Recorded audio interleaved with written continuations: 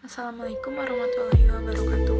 Perkenalkan, nama saya Yunita Yulianti, kelas 11 Kimia Analis A. Dalam video ini, saya akan menjelaskan mengenai materi spektrofotometri, yaitu spektrofotometer UV-Vis. Pengertian spektrofotometer UV-Vis.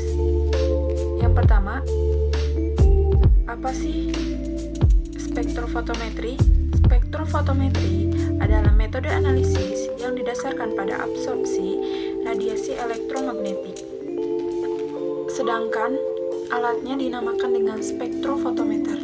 Spektrofotometer ini adalah suatu alat optik yang digunakan untuk mengukur cahaya secara spesifik pada spektrum elektromagnetik. Selanjutnya, spektrofotometer ultraviolet visible. Spektrofotometer ultraviolet visible ini adalah gabungan antara spektrofotometer ultraviolet dan visible. Merupakan alat dengan teknis spektrofotometer pada daerah ultraviolet dan sinar tampak atau visible. Alat ini digunakan guna mengukur serap sinar tampak oleh suatu materi dalam bentuk larutan. Spektrofotometer ultraviolet visible atau UV-Vis banyak dimanfaatkan dalam analisis dengan logam berbahaya dalam sampel pangan atau bahan yang sering digunakan dalam kehidupan sehari-hari.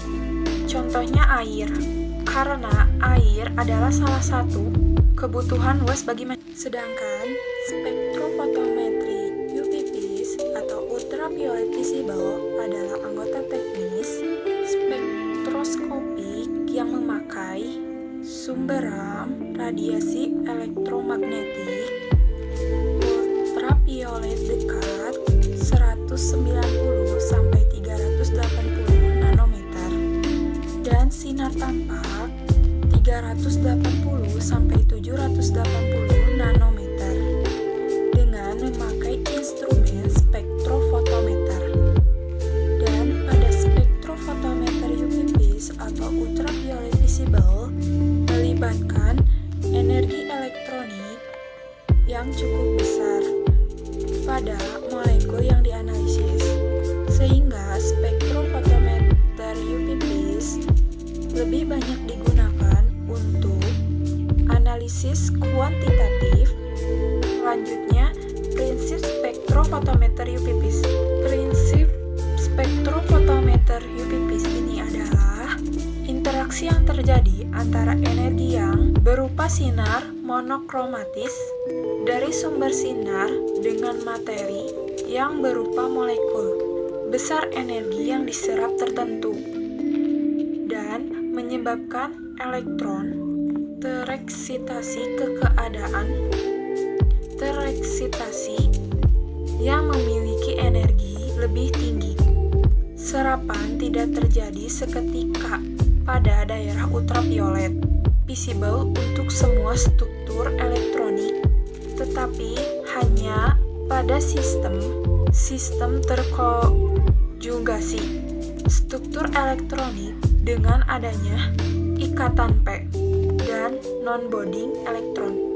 Dan juga dari 4 jenis spektrofotometri, ultraviolet, visible, UV-Vis, dan infrared, memiliki prinsip yang sama, yaitu adanya interaksi antara materi dengan cahaya yang dimiliki gelombang tertentu.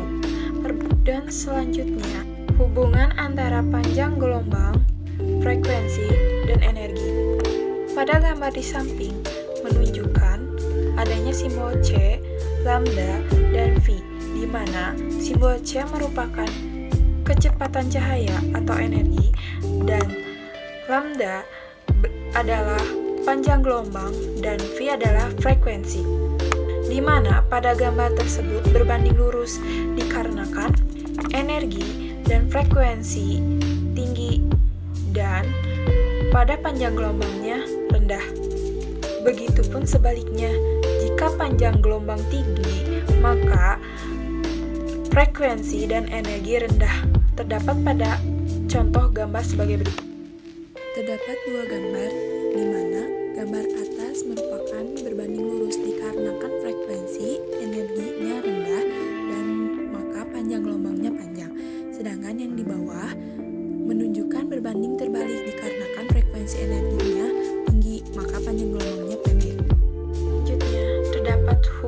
Lambert-Beer. Bunyi hukum Lambert-Beer. Cahaya yang diserap diukur sebagai absorbansi atau simbol A, sedangkan cahaya yang dihamburkan atau diteruskan disebut dengan transmitasi atau T. Sebagaimana pada gambar di samping terdapat bahwa cahaya yang dipantulkan dinamakan dengan refleks dan cahaya yang diteruskan dinamakan transmitasi. Sedangkan cahaya yang diserap dinamakan absorbansi. Dinyatakan dengan hukum Lambert-Beer yang berbunyi jumlah radiasi cahaya tampak, ultraviolet, inframerah, dan sebagainya yang diserap atau ditransmitasikan oleh suatu larutan merupakan suatu fungsi eksponen dari konsentrasi zat. Adapun rumusan hukum Lambert-Beer sebagai berikut. Log I0 per I sama dengan A kali B kali C sama dengan A. Keterangan pada rumus tersebut, I adalah intensitas cahaya datang, I0 adalah intensitas cahaya yang diteruskan, A adalah absorptivitas, B adalah panjang sel atau kupet, C adalah konsentrasi, A adalah absorbansi.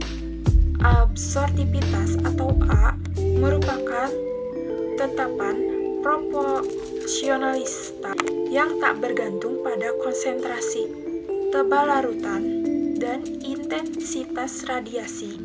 Selanjutnya, ada bagian-bagian utama dari spektrofotometer UV-Vis, yang dimana terdapat sumber cahaya polikromatis, monokromator, sel sampel, detektor, dan readout atau visual display. Dari bagian-bagian tersebut mempunyai fungsi, yaitu yang pertama, sumber cahaya polikromatis berfungsi sebagai sumber sinar dengan berbagai macam rentang panjang gelombang. Lalu monokromator berfungsi sebagai penyeleksi panjang gelombang, yaitu mengubah cahaya yang berasal dari sumber cahaya polikromatis menjadi cahaya monokromatis. Lalu sel sampel berfungsi sebagai meletakkannya sampel, sebagai tempat meletakkannya sampel. Detektor berfungsi sebagai menangkap cahaya yang diteruskan dari sampel dan mengubahnya menjadi arus listrik. Readout atau visual display berfungsi sebagai suatu sistem baca yang menangkap besarnya isyarat listrik yang berasal dari detektor. Gambar dari readout atau selanjutnya ada cara penentuan kadar analit dengan spektrofotometer UV-Vis atau spektrofotometer ultraviolet visible, yang dimana terdapat pada gambar bahwa yang pertama yaitu menyiapkan sampel untuk dianalisis spektrofotometer, dan yang kedua menguji sampel dengan spektrofotometer, dan yang ketiga mengadministrasikan dan menghitung hasil analisis. Pertama, menyiapkan sampel untuk dianalisis spektrofotometer. Menyiapkan sampel untuk dianalisis atau teknik preparasi sampel. Teknik preparasi sampel ini sangat penting dalam bagian proses analisis. Teknik preparasi sampel ini memiliki tujuan, yaitu memisahkan analit dari matriks sampel yang kompleks.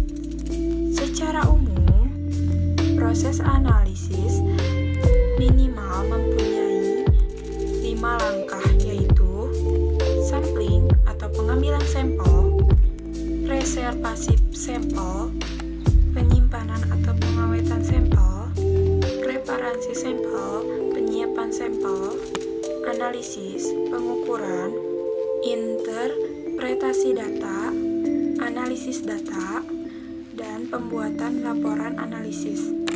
Kesalahan pada salah satu tahap pada proses analisis akan menyebabkan terjadinya kesalahan hasil analisis.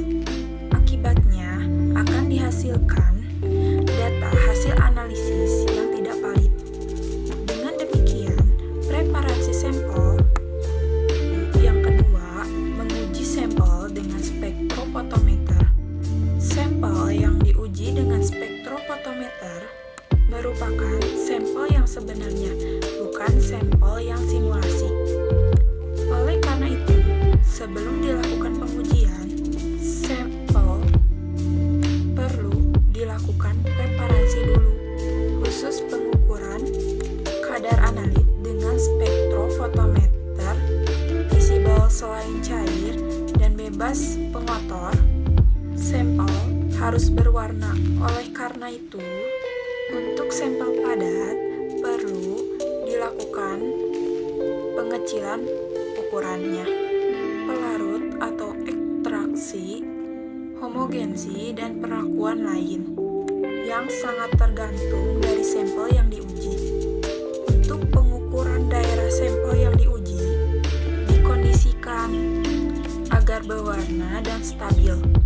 Oleh karena itu, perlu ditambahkan zat tertentu agar membentuk ion kompleks yang berwarna dalam daerah visible. Sedangkan untuk pengukuran